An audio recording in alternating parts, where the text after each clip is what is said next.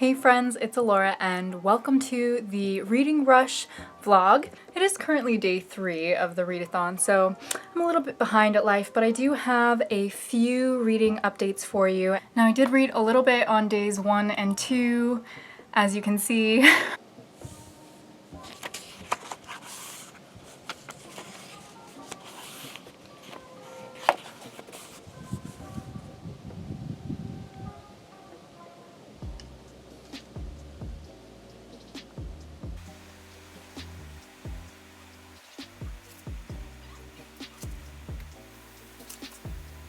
So far, I have read 148 pages of And I Darken by Kirsten White, which fulfills the purple cover challenge. Additionally, I've read a measly 32 pages of the 5th season by N.K. Jemisin. Both of these books are books that I'm enjoying, but full disclosure, I had started both of these books before the Readathon began, which means that neither of them technically count. But I'm not about to go starting new books for a readathon. I'm not the kind of person who wants to willingly put down the book that I'm already reading for the readathon, so I just decided to roll with it. Who cares? It's all for fun anyway, right? Anyway, I just got Keeper of the Lost Cities in the mail, and I figured this might be a good readathon book because even though there are a fair number of pages, almost 500, the font is really big. So I figure middle grade novel, I could probably fly through it. That might be a good option. So that's kind of where I'm at. Oh, I've also listened to some audiobook. I've listened to a few hours of The Winter's Promise, or A Winter's Promise. Okay, slight change of plans. I just got this book in the mail, which is Graffiti and Other Poems by Savannah Brown. And so I've decided to read this one right now in its entirety in this spot. So that should fulfill the challenge of reading a book while sitting in the same spot. But first, keeping it real, I'm gonna munch on some apple chips.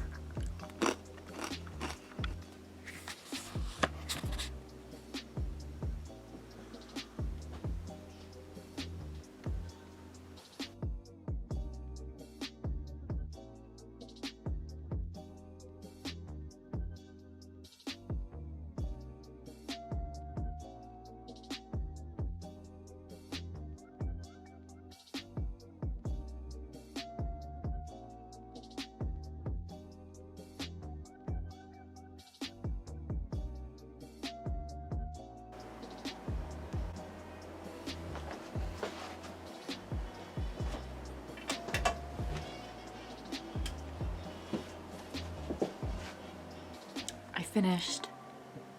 Okay, so it is now Thursday, the 4th day of the reading rush.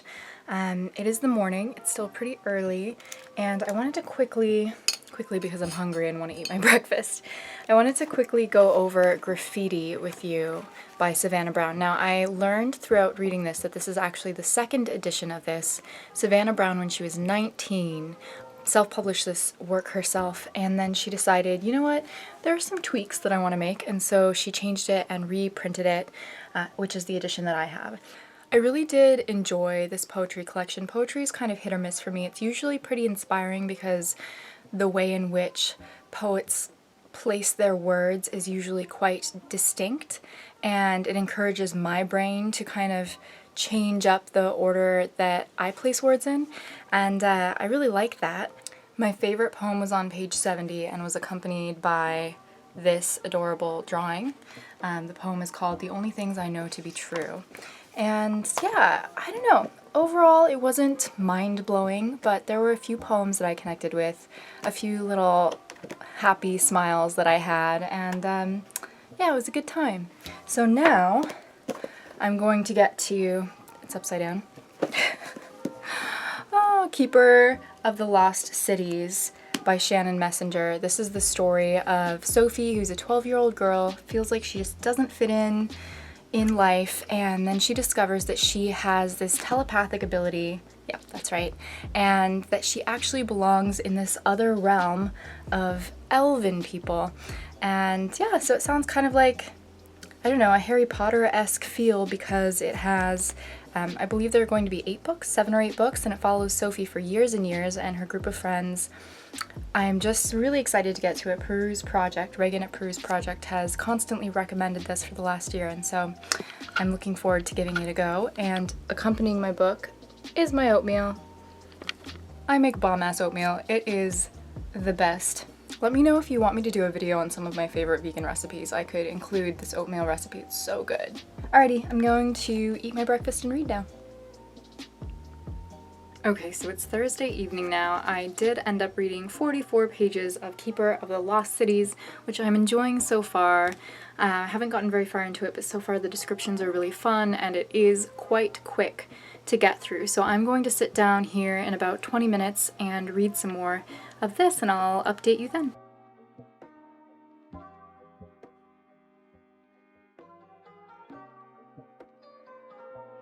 Okay, so I read some of Keeper of the Lost Cities, but now I'm going to take a break and write in my attic journal, which is this fantastic idea that I heard about from LAKEY Taylor on her Instagram a while back, where you write for 10 minutes every day in a journal and you don't reread it, not even as you're writing it, and then you have to wait until you fill up the whole notebook, and then you wait an additional month, and after the end of that waiting period you can finally go back and read what you had written. So it's just a really great idea to kind of get out of your own head with writing, get out of your own way, and allow yourself to be creative without feeling like there's a particular project that you're trying to work on or accomplish.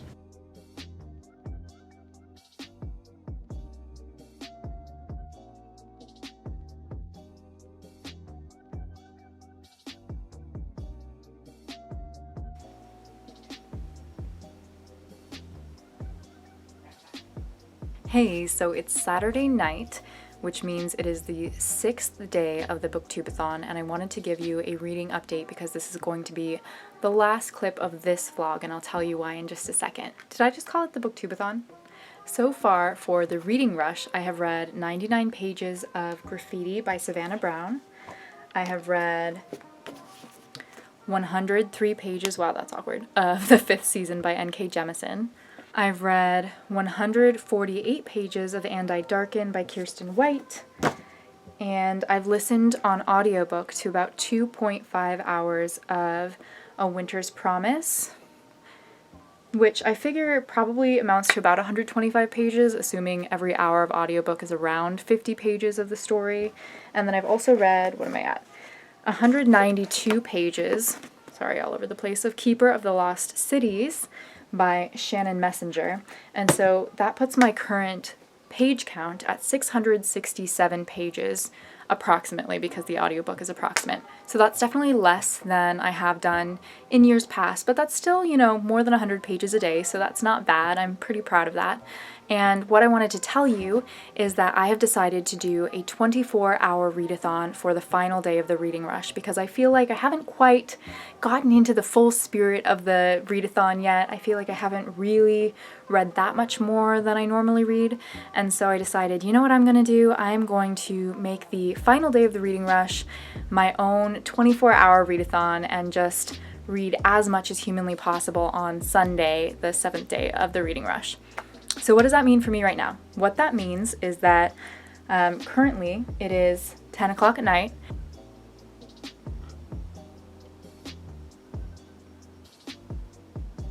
Welcome to 10 p.m. in Alaska. And I'm going to stay up for 2 more hours, and then I'm going to start a separate vlog, which will be my 24-hour readathon vlog for the 7th day of the reading rush.